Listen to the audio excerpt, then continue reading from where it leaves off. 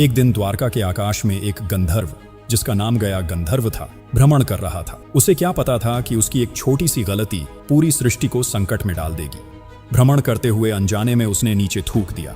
दुर्भाग्य से वह थूक सीधे भगवान कृष्ण के हाथों में आ गिरा। जब वे सूर्य को अर्घ्य दे रहे थे, वह क्षण जैसे समय को थाम गया। यह अपमान इतना बड़ा था कि कृष्ण की आंखों में क्रोध की ज्वाला भड़क उठी। उन्होंने प्रतिज्ञा की, जिसने यह अपराध किया है उसका वध मैं अवश्य करूंगा। ये सुनते ही गया गंधर्व भय से कांप उठा। प्राण बचाने की आशा में वह भागता हुआ इंद्रप्रस्थ पहुंचा और सीधे सुभद्रा की शरण में गिर पड़ा। उसकी आंखों में आंसू थे, आवाज कांप रही थी, वह केवल जीवन की भीख मांग रहा था। सुभद्रा का हृदय पिघल गया।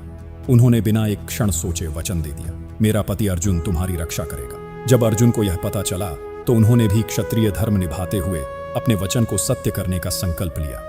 लेकिन उन्हें क्या पता था कि यही वचन उन्हें अपने ही आराध्य के विरुद्ध खड़ा कर देगा। कुछ ही समय बाद कृष्ण स्वयं वहां पहुंचे। उनके हाथ में सुदर्शन चक्र घूम रहा था और आंखों में प्रचंड क्रोध जल रहा था।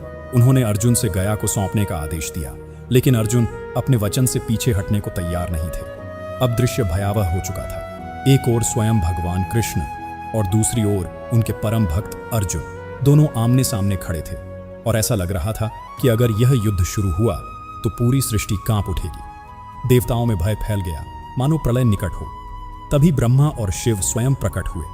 उन्होंने इस विनाशकारी टकराव को रोका और समाधान प्रस्तुत किया। कृष्ण अपनी प्रतिज्ञा पूरी करें, पहले गया गंधर्व का वध करें और फिर उसे तुरंत पुनर्जीवित कर दिया जाए। अर्जुन ने भारी मन से यह शर्त स्वीकार की। कृष्ण ने अपना वचन निभाया, गया गंधर्व का वध किया और उसी क्षण उसे जीवनदान भी दे दिया। इस प्रकार न वचन टूटा, न धर्म हारा और एक महाविनाश टल गया। इस कहानी का गहरा संदेश यही है कि जब कभी धर्म के मार्ग पर चलते हुए अगर दो सत्य टकराते हैं, तब उनका समाधान किसी आक्रोश से नहीं, बल्कि बुद्धि, संतुलन और करुणा से ही निकलना चाहिए। जय श्री कृष्णा।